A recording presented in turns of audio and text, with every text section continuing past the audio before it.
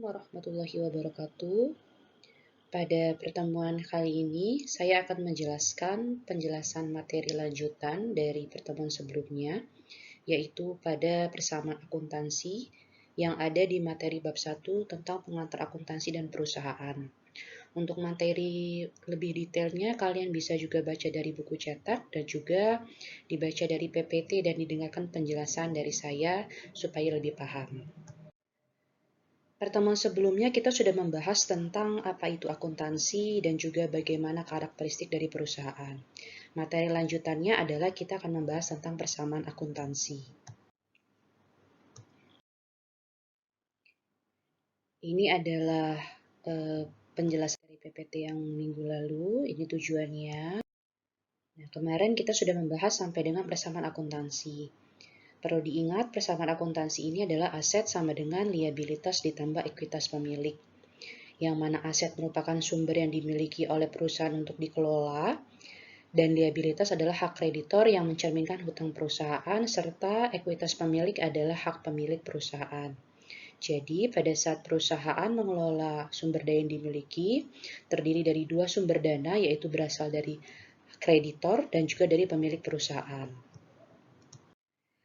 Pada saat ada laba yang diperoleh oleh perusahaan, maka perusahaan wajib membayarkannya kepada kreditor terlebih dahulu, baru kepada pemilik perusahaan.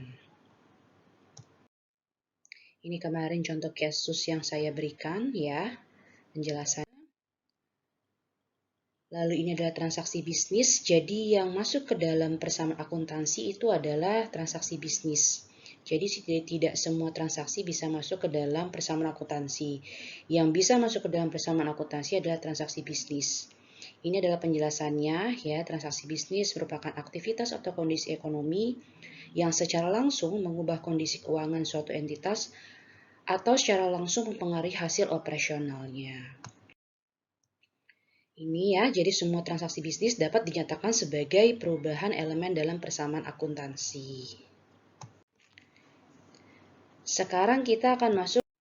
Baik, sebelum kita masuk ke dalam analisis transaksi bisnis dan juga persamaan akuntansi, saya akan menjelaskan ada saldo normal akun. Jadi, di dalam laporan keuangan itu ada namanya unsur-unsur laporan keuangan. Nah, unsur-unsur laporan keuangan itu ada 5. Yang pertama aset, yang kedua liabilitas, yang ketiga ekuitas, yang keempat pendapatan, dan yang kelima adalah beban. Urutan ini itu disusun berdasarkan dari yang paling liquid. Yang paling liquid itu adalah yang paling mudah dicairkan, artinya paling gampang dapat duitnya. Yaitu dimulai dari aset. Ya, aset itu adalah yang paling liquid dibandingkan semuanya. Contoh, misalnya kita punya uang secara tunai atau secara cash, ya, berarti pasti paling gampang kita memperoleh uang secara rupiah. Jadi aset itu yang paling liquid. Jadi nomor 1 kelompok asetnya, ya, jadi kelompok akun nomor 1 itu untuk aset, kelompok 2 itu untuk liabilitas, kelompok 3 itu untuk ekuitas, kelompok 4 itu pendapatan, dan kelompok 5 itu adalah beban. Jadi nanti ketika di laporan keuangan, hanya 5 kelompok besar inilah yang akan kalian temukan. Yaitu kalau nggak kelompok aset, ya kelompok liabilitas, atau ekuitas, atau pendapatan, dan beban. Jadi tidak mungkin ada yang lain. Nah, nanti setiap kelompok ini punya nama-nama akunnya. Misalnya dalam kelompok aset itu ada kas, perlengkapan, tanah, peralatan, dan lain-lain. Kalau liabilitas itu nanti ada utang usaha, utang dagang misalnya. Kalau ekuitas itu nanti misalnya ada modal dan lain-lain, atau prive dan lain-lainnya. Terus kalau pendapatan ada pendapatan jasa contohnya. Kalau beban itu ada beban utilitas, beban gaji, dan contoh lainnya. Tergantung dengan informasi yang ada di soal. Ya, jadi hanya ada 5 unsur laporan keuangan. Jadi unsur-unsur laporan keuangan itu cuma ada 5, yaitu aset, liabilitas, ekuitas, pendapatan, dan beban. Dan susunannya ini adalah disusun dari yang berdasarkan paling liquid, paling mudah dicairkan. Yaitu mulai dari aset nomor 1, liabilitas nomor 2, ekuitas nomor 3, pendapatan nomor 4, dan beban nomor 5. Nah, yang perlu kalian ketahui, di setiap kelompok ini punya letaknya kalau nanti kalian menyusun ayat jurnal umum, itu kalau nggak dia ditaruh di debit atau dia ditaruhnya di kredit. Jadi cuma dua itu. Kalau nggak debit, ya kredit. Nggak mungkin ada yang lain. Tidak mungkin ada di luar debit atau kredit, atau tidak mungkin dua-duanya. Misalnya kas di dalam satu transaksi itu debit semua. Pasti dia punya lawannya kredit. Ya, akun yang lainnya. Jadi dia kalau nggak debit, ya kredit. Nah, ini adalah saldo normal akun. Saldo normal akun itu adalah saldo normal yang pada saat belum dipengaruhi oleh transaksi apapun. Jadi, ketika aset bertambah, ya saldo normal. Artinya normalnya harusnya di sini nih, harusnya di debit atau di kredit. Nah, ini harus kalian pahami. Kalau kelompok akun aset, ya aset, jika dia bertambah, maka letaknya adalah di debit. Sedangkan jika dia berkurang, maka letaknya di kredit. Itu untuk aset. Kalau untuk liabilitas, jika dia bertambah, itu letaknya di kredit. Sedangkan jika dia berkurang, itu letaknya di debit. Ya, kalau ekuitas, jika dia bertambah, dia di kredit. Jika dia berkurang, dia di debit. Untuk pendapatan, jika dia bertambah, maka dia di kredit. Jika dia berkurang, maka dia di debit. Sedangkan untuk akun beban, jika dia bertambah, maka posisinya di debit. Jika dia berkurang, posisinya di kredit. Nah, ini tidak boleh salah ya. Jadi, peletakan kelompok-kelompok akun ini tidak boleh salah dan keliru. Nih, makanya sudah saya buatkan di dalam slide ini adalah saldo normalnya. Dan harus letaknya seperti ini. Kalau dia kelompok aset, kalau dia bertambah atau dia menambah nilai asetnya, maka dia wajib letaknya di debit. Sedangkan kebalikannya, kalau dia berkurang, berarti dia di kredit. Jadi nggak boleh misalnya ketika kas kita bertambah, berarti letaknya di kredit, salah. Tapi ketika kas bertambah, itu letaknya di debit.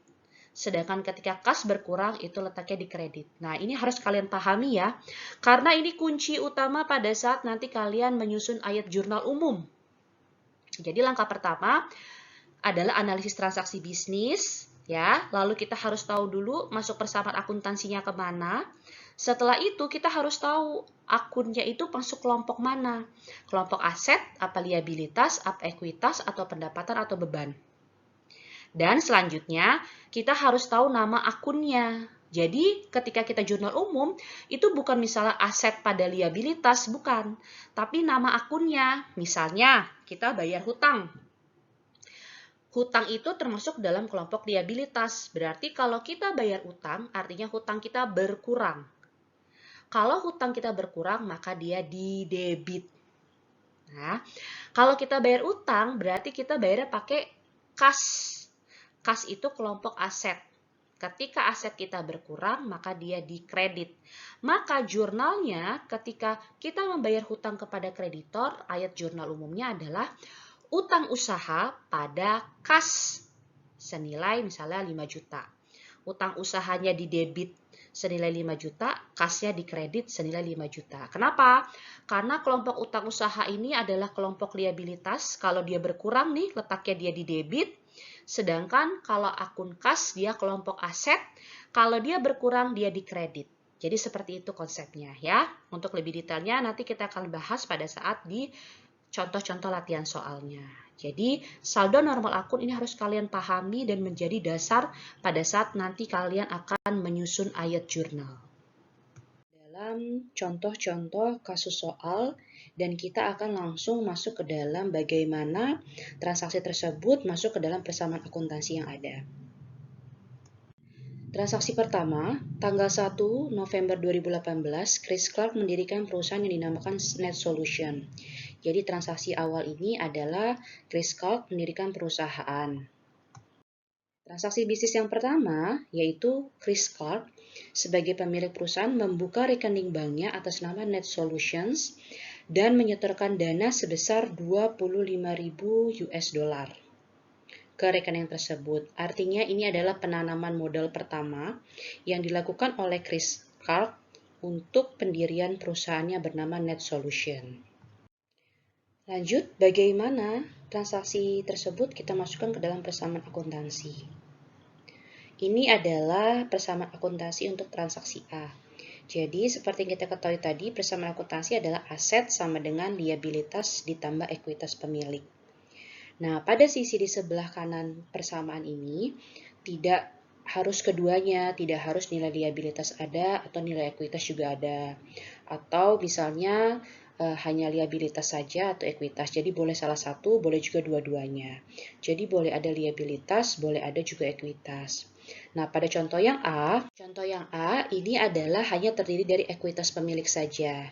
Jadi pertama, Chris Clark itu menanamkan modalnya kepada net solution, yaitu artinya ada penambahan modal yang dimana sumber daya itu yang dimiliki oleh perusahaan itu diperoleh dari modal yang diberikan oleh Chris Clark. Artinya hanya ada dua akun di sini, yaitu akun aset di sebelah kiri, ya, akun aset di sebelah kiri ini, lalu sebelah kanannya ada ekuitas pemilik. Nah, ini adalah persamaan akuntansi untuk transaksi A. Jadi, aset, yaitu dalam bentuk nama akunnya adalah kas, sebesar 25.000 US dollar, dan sebelah kanan persamaannya adalah ekuitas pemilik, ya, yaitu sebesar modal dari Chris Clark 25.000 US dollar juga. Nah, ini jadinya balance. Perlu diketahui bahwa antara sisi kiri dan sisi kanan itu harus balance. Artinya, tidak boleh lebih besar salah satu atau tidak boleh lebih kecil salah satunya. Melainkan jumlahnya harus sama antara sebelah kiri dan sebelah kanan. Nah, untuk yang A sudah balance ya. Jadi transaksi pertama itu adalah yang dipengaruhi adalah kelompok aset. Yang kedua sebelah kanannya adalah kelompok ekuitas. Dengan nama akun, asetnya adalah kas. Untuk ekuitas adalah modal. Jurnalnya seperti apa? Jurnalnya adalah ketika menambah modal, ya, ketika perusahaan menambah modal, maka jika modal itu bertambah, letaknya adalah di kredit. Ya, sedangkan jika jumlah kas bertambah itu di debit. Maka jurnal untuk yang A adalah kas pada modal. Kasnya di debit sebesar 25.000 US dollar dan modal Chris Clark di kredit sebesar 25.000 US dollar sehingga balance untuk transaksi A. Next, kita ke transaksi yang B. Transaksi yang B, Net Solutions membeli tanah senilai 20.000 rupiah US dollar. 20.000 US dollar ya. Jadi, di sini kita harus tahu bahwa bagaimana ketika ada transaksi bisnis kita memasukkan ke dalam persamaan akuntansi. Setelah kita tahu persamaan akuntansinya, kita harus tahu bagaimana ayat jurnal umumnya. Nah, kita lihat.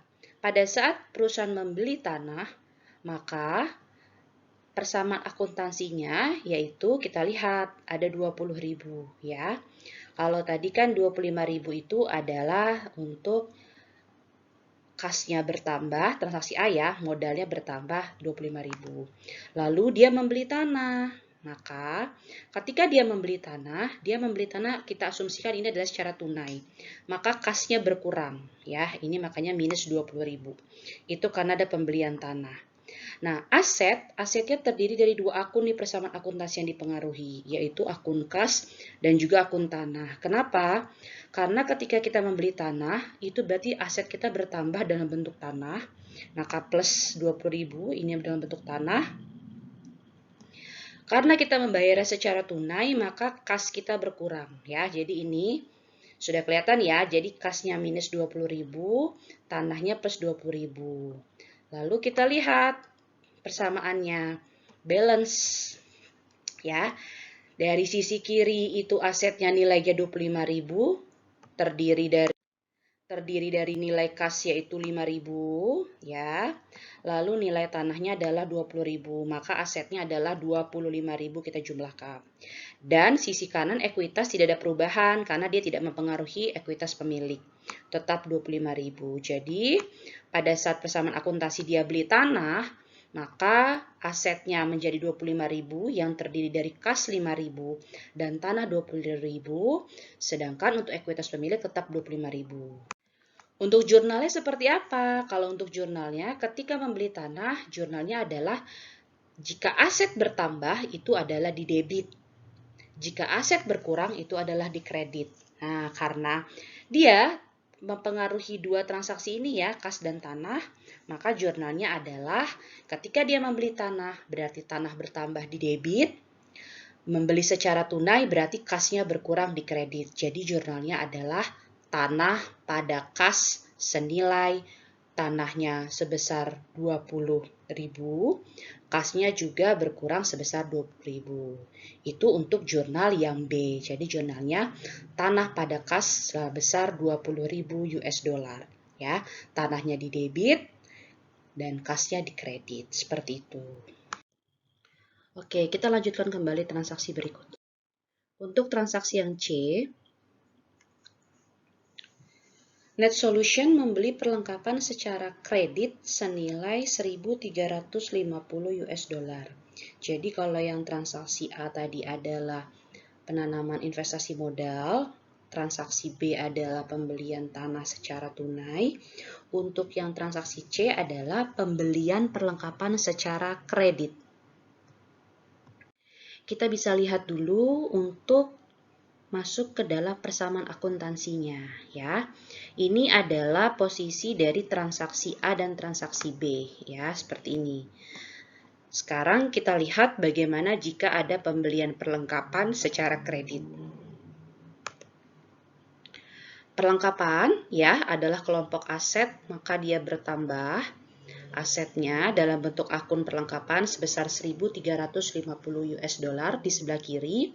Lalu di sebelah kanan, karena dia secara kredit, ya, ini keywordnya adalah secara kredit, maka dia mempengaruhi sisi dari persamaan akuntansi sebelah kanan, yaitu di kewajiban atau liabilitas.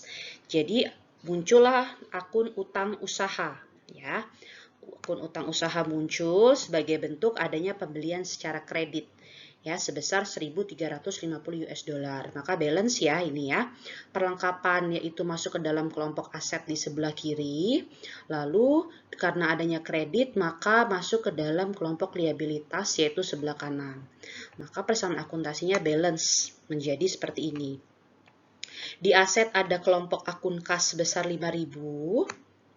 Di perlengkapan ada sebesar 1.350 dan tanah sebesar 20.000. Maka ditotalkan dia punya aset dalam bentuk akun kas, perlengkapan dan juga tanah ya. Sedangkan di sebelah kanan itu ada kewajiban atau liabilitas dan juga ekuitas. Terdiri dari ada liabilitasnya 1.350 dan juga modal awalnya adalah 25.000. Nah, ketika kita jumlahkan sisi kiri dan sisi kanan ini akan balance ya, memperoleh sisi kirinya adalah sebesar 26.350 ya. Kita jumlahkan ketiga akun ini, kas, perlengkapan dan tanah. Lalu untuk yang sebelah kanan juga kita jumlahkan 1.350 ditambah 25.000 jadi balance. Nah, untuk transaksi C bagaimana ayat jurnal umumnya? Kita kan sudah tahu nih persamaan akuntansinya. Lalu bagaimana ayat jurnal umumnya? Ayat jurnal umumnya adalah ketika perusahaan membeli perlengkapan secara kredit, maka ingat apa yang bertambah terlebih dahulu. Nah, yang bertambah adalah akun perlengkapan. Nah, ketika perlengkapan itu masuk ke dalam kelompok aset, ya, ketika aset bertambah itu dinamakan posisinya adalah di debit. Sedangkan ketika aset berkurang itu adalah di kredit. Maka ketika dia membeli perlengkapan itu dalam kelompok aset, maka perlengkapannya di debit. Dan ketika dia membayar dengan hutang, nah ketika hutang atau liabilitas itu bertambah, maka letaknya adalah di kredit. Sedangkan jika liabilitas atau hutang atau kewajiban itu berkurang, letaknya di debit. Maka jurnal yang C adalah perlengkapan pada hutang usaha sebesar 1.350 US dollar. Untuk sampai transaksi C, kita lanjut ke transaksi D. Transaksi D adalah Net Solution memberikan jasa kepada pelanggannya membukukan pendapatan sebesar 7.500 US dollar dan menerimanya secara tunai. Maka ketika keywordnya secara tunai, artinya berarti ada penambahan kas. Nah, kita lihat bagaimana pengaruhnya di dalam persamaan akuntansinya. Nah, seperti ini. Ya, transaksi D dia berpengaruh itu di dalam kelompok aset dalam bentuk akunnya kas yaitu 7.500 bertambah nih ya. Lalu karena adanya pendapatan jasa itu di dalam klasifikasikan dia akan menambah nilai ekuitas pemilik. Maka dia letaknya berada di kelompok sebelah kanan, kelompok ekuitas pemilik bertambah 7.500 US dollar. Maka kita lihat akan balance ya. Nah, balance ya ini ya, kelompok sebelah kiri kita jumlahkan ada 12.500 ditambah 1.350 tambah 20.000. Sedangkan untuk sisi sebelah kanannya adalah dari 1.350 ditambah 32.500. Nah, ini akan balance di persamaan akuntansinya. Nah, lalu bagaimana untuk ayat jurnal yang D? Nah, ayat jurnal yang D, ingat lagi, apa yang bertambah ketika kita menerima secara tunai?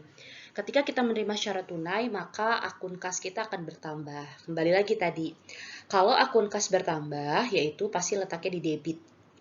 Nah, berarti kasnya di debit sebesar 7.500 US dollar. Lalu bertambah akan apa? Karena adanya pendapatan jasa. Ya, nih. Karena adanya pendapatan jasa. Nah, pendapatan itu jika bertambah adalah di kredit. Karena dia menambah nilai ekuitas pemilik. Jadi kalau menambah ekuitas pemilik itu pasti letaknya di kredit. Sedangkan kalau mengurangi nilai ekuitas pemilik maka letaknya di debit. Jadi jurnal untuk yang D adalah kas di debit sebesar 7.500 US dollar pada pendapatan jasa di kredit sebesar 7.500 US dollar ya. Jadi jurnal untuk D adalah kas pada pendapatan jasa. Next, kita lihat transaksi E. Transaksi E itu perusahaan membayar beban-beban, ada beban gaji, ada beban sewa, utilitas, dan rupa-rupa. Nah, beban-beban ini adalah biaya yang harus kita keluarkan. Maka otomatis ketika kita mengeluarkan biaya-biaya ini, itu sudah pasti kas kita akan berkurang. Kas berkurang, ingat, kas adalah kelompok aset. Jika aset berkurang, maka letaknya di kredit. Oleh sebab itu, ketika kita membayar beban-beban, maka nanti beban-beban ini akan muncul di debit. Lalu lawannya apa kreditnya? Lawannya adalah kas. Kita lihat nanti seperti apa. Nah, sebelum itu kita lihat dulu persamaan akuntansinya. Ini persamaan akuntansinya ya. Jadi kasnya pasti berkurang karena ada pembayaran beban-beban. Langsung dijumlahkan semua beban ini, makanya kasnya berkurang sebesar 3.650 US dollar. Nah, letaknya adalah di kelompok sebelah kanan ekuitas pemilik karena dia mengurangi nilai dari ekuitas pemilik. Ingat tadi, kalau dia mengurangi nilai ekuitas pemilik, maka letaknya di debit. Sehingga saldo normal akun beban adalah di debit ya. Jadi kita lihat ini pengurangannya, tulis satu-satu bebannya, maka kita lihat balance ya nih. Saldonya sebelah kiri dan sebelah kanan. Bagaimana jurnal yang E? Jurnal yang E adalah bebannya harus dipisah ya, tidak boleh digabung jadi satu. Maka jurnalnya adalah beban gaji di debit, beban sewa di debit, beban utilitas di debit, beban rupa-rupa di debit, pada kas. Nah, kalau kasnya boleh dijumlahkan, yaitu totalnya adalah 3.650 US dollar. Jadi ayat jurnal untuk E adalah sebuah beban itu ditulis satu-satu letaknya di debit pada kas senilai 3.650 US dollar. Seperti itu ya. Lanjut kita ke transaksi selanjutnya yang F. Yang F ini bayar kreditor sebesar 950 US dollar selama bulan tersebut. Jadi dia bayar kewajibannya. Kalau namanya bayar kewajiban, berarti pasti otomatis kasnya pasti berkurang karena bayarnya pakai duit. Ketika kita bayar pada kreditor, maka sudah juga otomatis pasti liabilitasnya juga berkurang. Maka liabilitasnya berkurang, kasnya berkurang. Kita lihat di persamaan akuntansinya terlebih dahulu. Nah, ini ya. Bayar utang berarti kasnya berkurang. Nih, sebelah kiri. Asetnya berarti berkurang di kelompok kas. Terus karena kita bayar hutang, maka kewajiban di sebelah kanannya berkurang sebesar 950. Kita lihat balance. Ya, balance ya sisi kiri dan sisi kanan. Jurnalnya seperti apa kalau untuk F? Jurnalnya adalah ketika kita bayar hutang, ingat kelompok liabilitas jika bertambah itu di kredit. Ya, kelompok liabilitas atau kewajiban jika bertambah di kredit, jika berkurang di debit. Sedangkan kalau kelompok aset, jika bertambah di debit, jika berkurang di kredit. Maka jurnal yang F adalah utang usaha pada kas senilai 950 US dollar. Karena tadi kewajibannya berkurang, utang usahanya sudah berkurang, utang usaha berkurang di debit, lalu kalau kas kita berkurang di kredit ya. Jadi jurnalnya utang usaha pada kas senilai 950 US dollar. Lanjut kita transaksi G ya. Ada perlengkapan yang tersisa sebesar 550, jadi perlengkapan senilai telah digunakan. Berarti ini ada beban perlengkapan yang digunakan pada perlengkapan ya. Ini nanti salah satu contoh dari ayat jurnal penyesuaian. Ya, transaksi G ini adalah ayat jurnal penyesuaian transaksinya karena dia tidak melibatkan transaksi secara tunai atau secara kredit. Dia mempengaruhi persamaan akuntansinya, kita lihat di perlengkapannya yaitu berkurang ya karena sudah digunakan, maka dia minus 800. Di sebelah kanannya beban perlengkapan karena dia ada beban perlengkapan, nanti ada beban atau biaya yang akan dikeluarkan karena ada penggunaannya. Maka letaknya minus 800 di sebelah kiri di dalam kelompok aset akun perlengkapan, lalu sebelah kanan kelompok ekuitas pemilik akun beban perlengkapan. Kita lihat balance ya, harus ya sebelah kiri dan kanan. Kita hitung balance. Jurnalnya seperti apa? Untuk yang G, jurnalnya adalah beban perlengkapan pada perlengkapan ya. Beban perlengkapan di debit sebesar 550 US dollar dan perlengkapan di kredit sebesar 800 US dollar. Ini contoh dari transaksi AJP atau ayat jurnal penyesuaian. Jadi nanti next ketika kita belajar tentang ayat jurnal penyesuaian, kalian akan sangat familiar dengan transaksi yang G ini. Seperti itu ya. Lanjut kita masuk ke dalam transaksi H. Transaksi H itu ada penarikan uang tunai secara prive atau prive, adanya kepentingan pribadi. Jadi namanya ada penarikan dana untuk kepentingan pribadi itu namanya prive atau prive ya. Kita lihat bagaimana pengaruhnya di persamaan akuntansi. Ketika ada penarikan dana maka sudah otomatis kasnya berkurang ya, berarti kasnya minus 2000 ya, sedangkan prive itu mengurangi nilai ekuitas pemilik. Artinya tadi, kalau ekuitas pemiliknya berkurang, maka dia letaknya di debit. Nih kita lihat ya, kasnya berkurang 2000, adanya penarikan tunai, prive untuk oleh si pemilik 2000. Jadi kita lihat balance kembali ya. Jurnalnya untuk yang H adalah prive atau prive pada kas. Prive atau prive-nya di debit, karena dia mengurangi nilai ekuitas, saldo normalnya di debit. Lalu karena kita menarik uang, berarti ada penarikan tunai, berarti kasnya berkurang. Kas berkurang itu di kredit senilai 2000 US dollar. Seperti itu jurnalnya. Jadi prive pada kas. Ya. Contoh-contoh lain kasusnya, kalian bisa lihat lebih detail di buku cetak Warren pengantar akuntansi 1 halaman 12-16. Itu banyak sekali contoh-contoh transaksi bisnis yang akan mempengaruhi persamaan akuntansi. Jadi kalian bisa lihat setiap transaksi bisnis yang terjadi, lalu nanti persamaan akuntansi pengaruhnya seperti apa, lalu ayat jurnalnya nanti bagaimana. Nah, kalau ada yang mau ditanyakan nanti terkait transaksi-transaksi yang ada di buku cetak, boleh ditanyakan kepada saya lebih lanjut ya. Jadi kalian bisa baca lebih detail di buku cetak terlebih dahulu. Untuk penjelasan di PPT, saya sudah menjelaskan beberapa transaksi dari A sampai dengan H. Untuk lebih detail dan lebih banyak lagi kasus-kasus soalnya, kalian bisa baca yang seperti yang ada di buku cetak. Ya, ini saya akan menjelaskan dampak transaksinya seperti yang tadi ya. Ada namanya ekuitas pemilik. Jadi kalau dia itu berkurang, artinya dia tadi kayak penarikan pemilik atau tadi prive atau prive. Itu contoh dari mengurangi ekuitas pemilik.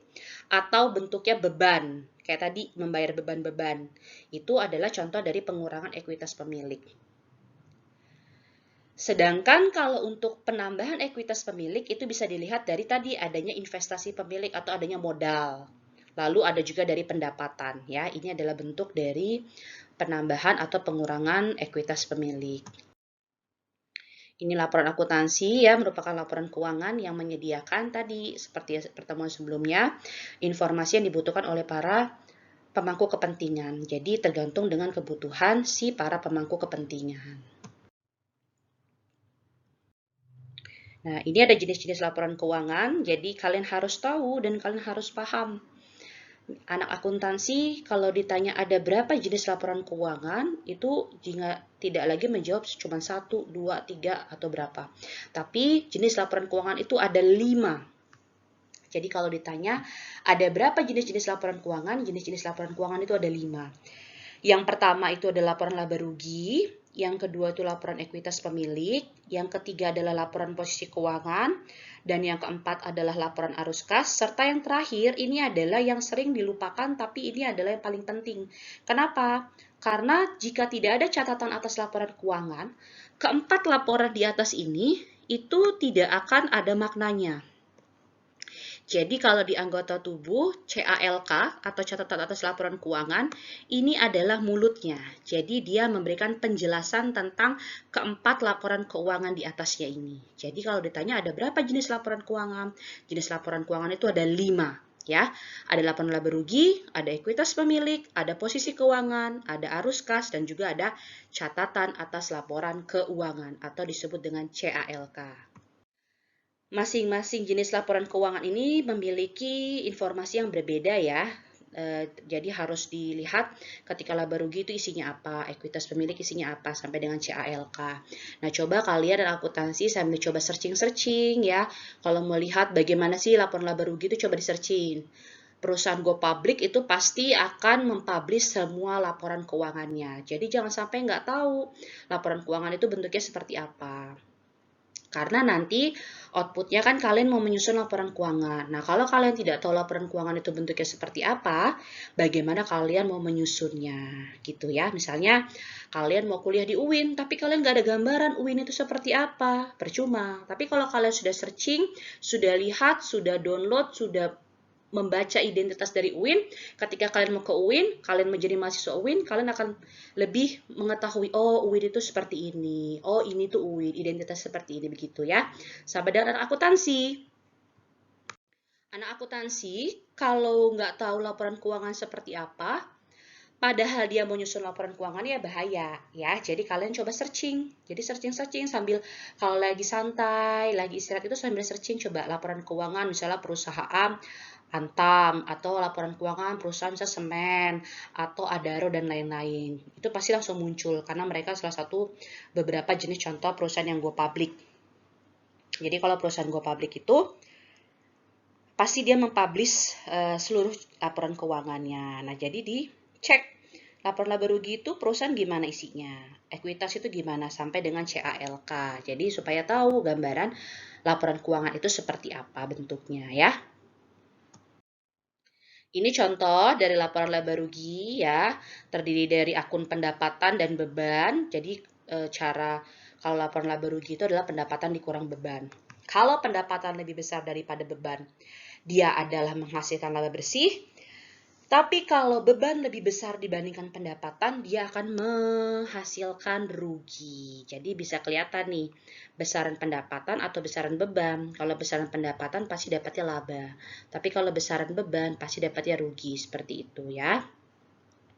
Nah, nanti di laba bersih ini akan masuk ke dalam laporan ekuitas pemilik. Jadi setiap laporan keuangan yang tadi, yang ada laba rugi, ada arus kas, ada posisi keuangan, lalu ada ekuitas pemilik, itu saling keterkaitan karena mereka akan saling nyambung. Satu laporan itu akan nyambung ke laporan yang lainnya. Contohnya seperti ini. Laporan laba rugi yang dihasilkan ini nanti akan nyambung ke dalam laporan ekuitas pemilik. Nah, kita lihat bagaimana, Bu, korelasinya. Nah, nih laporan laba ruginya kan kita dapat laba bersihnya 3.050.000 US dollar ya. Kita asumsikan ini adalah laba bersihnya. Kita lihat nih ke next-nya, ke laporan ekuitas pemilik. Nah, ini bentuknya ya. Laporan ekuitas pemilik itu nanti terdiri dari modal awal si pemilik, ditambah dengan kalau dia ada investasi ditambah, lalu kalau dia laba bersih, dia ditambah. Tapi kalau dia rugi, dia mengurangi nilai ekuitasnya. Nah, tadi di laporan yang sebelumnya, laporan laba rugi kan kita dapat dia laba bersih tuh. Maka laba bersih itu kita masukkan ke dalam laporan ekuitas pemilik menjadi penambahnya seperti ini ya. Nah, saling berkaitan kan antara laporan laba rugi dengan laporan ekuitas pemilik. Jadi, tidak mungkin bisa dapat tiba-tiba nilai laba bersih di laporan ekuitas pemilik kalau tidak diketahui nilainya dari laporan laba rugi. Jadi, tidak mungkin simsalabim. Misal, laporan laba ruginya nggak dibuat.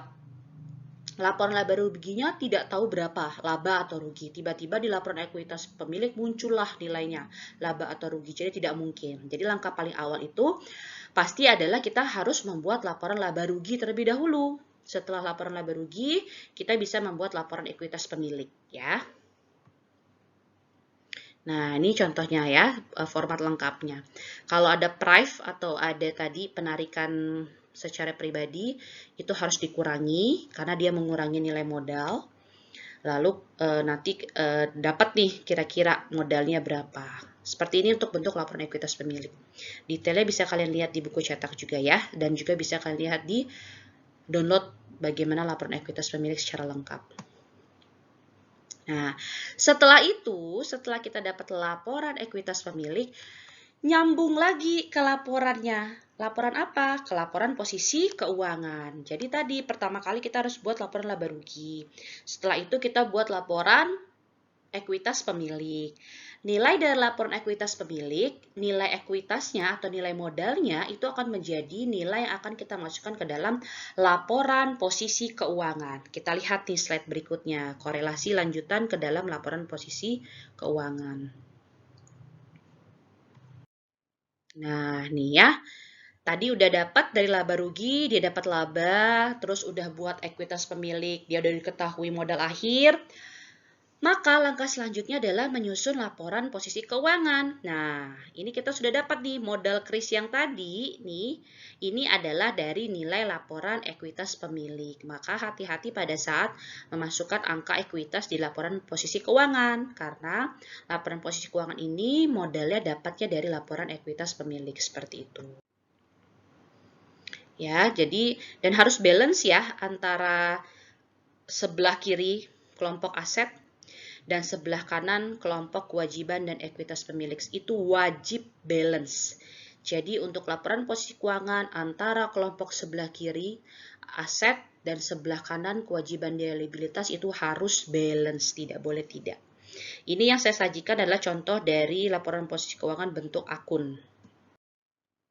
Nah, ini contoh lagi dari laporan arus kas, laporan yang tadi kan ada laporan laba rugi, ekuitas, posisi keuangan, dan yang keempat adalah laporan arus kas. Jadi kalau laporan arus kas ini terdiri dari ketiga aktivitas utama. Yang pertama adalah aktivitas operasional, ya, ini operasional.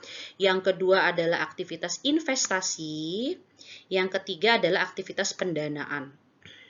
Jadi kalau laporan arus kas itu terdiri dari tiga aktivitas utamanya, aktivitas operasional, aktivitas investasi, dan aktivitas pendanaan, seperti itu. Jadi harus kalian kelompokkan menjadi tiga kelompok seperti ini, jadi nggak boleh digabung jadi satu semua. Karena kalau arus kas itu dasarnya tiga, aktivitas operasi atau operasional, aktivitas investasi, dan juga pendanaan. Nanti kalian akan belajar lebih lanjut untuk laporan arus kas ini adalah pada saat kalian mendapatkan mata kuliah akuntansi keuangan. Itu nanti kalian akan lebih detail ya untuk membahas tentang laporan arus kas karena transaksinya itu lebih banyak dan lebih kompleks seperti itu ya. Ini saya mau menunjukkan bentuk-bentuk dari setiap laporan keuangan. Nah ini, ketika nanti dapat soalnya lengkap, kalau lengkap ya, nilai ya saldo kas yang ada di laporan arus kas itu harus sama dengan yang ada di dalam nilai kas di laporan posisi keuangan. Jadi tadi di laporan posisi keuangan itu nilai ekuitas pemilik dapatnya dari laporan ekuitas pemilik ya. Nilai kasnya itu dapat dari laporan arus kas. Dengan catatan kalau soalnya lengkap dan komplit ya. Tapi kalau tidak komplit maka laporan arus kas dipisahkan tersendiri. Karena laporan arus kas itu kan transaksi semua kasnya. Nah, cukup banyak waktu kalau membutuhkan benar-benar kita menyusun laporan arus kas dari awal sampai dengan akhir. Nah, nanti di akuntansi keuangan, kalian akan mendapatkan full untuk benar-benar menyusun laporan arus kas. Tapi pada konsepnya, nilai yang ada di kas pada laporan arus kas itu harus sama dengan nilai yang ada di laporan posisi keuangan. Jadi kalau pada saat kalian menyusun lengkap laporan arus kas, nilai kasnya itulah yang kalian masukkan ke dalam akun kas di dalam laporan posisi keuangan. Seperti itu ya. Ini tadi ya, seperti yang saya jelaskan, ada 3 aktivitas, ada operasional, ada investasi, dan juga ada pendanaan, khusus untuk menyusun laporan arus kas. Ini contoh untuk rasio ya, jadi nanti kalau di laporan keuangan itu ada banyak sekali namanya rasio keuangan. Rasio keuangan itu fungsinya adalah kita mengetahui ya informasi yang ada di dalam laporan keuangan. Misalnya mau tahu rasio profitabilitas, likuiditas, dan lain-lain. Ini saya masukkan sebagai intro untuk kalian nanti pada saat mendapat mata kuliah analisis laporan keuangan. Jadi di analisis laporan keuangan dan nantinya di manajemen keuangan kalian akan membedah si laporan keuangan ya, itu lebih dalam. Ini saya masukkan konsep dan teorinya seperti itu. Ya, ini cara mencarinya untuk mencari bagaimana rasio keuangan itu untuk salah satu rasio contohnya adalah rasio liabilitas terhadap ekuitas pemilik. Ya, ini informasi yang dasar untuk kalian nanti pergunakan pada saat mata kuliah ALK dan juga manajemen keuangan seperti itu. Baik, demikianlah penjelasan materi tentang analisis transaksi bisnis dan juga persamaan akuntansi serta ayat jurnal umum ya yang disampaikan pada materi hari ini. Silakan dibaca lebih detail di buku cetak untuk kasus-kasus soal yang lebih banyak. Lalu kalian bisa membaca PPT saya kembali dan juga mendengarkan penjelasan video PPT yang saya share ini. Jika ada pertanyaan, boleh kalian tanyakan atau ada yang belum paham, bisa ditanyakan kepada saya. Terima kasih, saya akhiri untuk materi hari ini. Silakan nanti akan saya berikan latihan-latihan kasus soal yang ada di buku cetak sebagai pemantapan materi pada sesi hari ini. Saya akhiri, wassalamualaikum warahmatullahi wabarakatuh.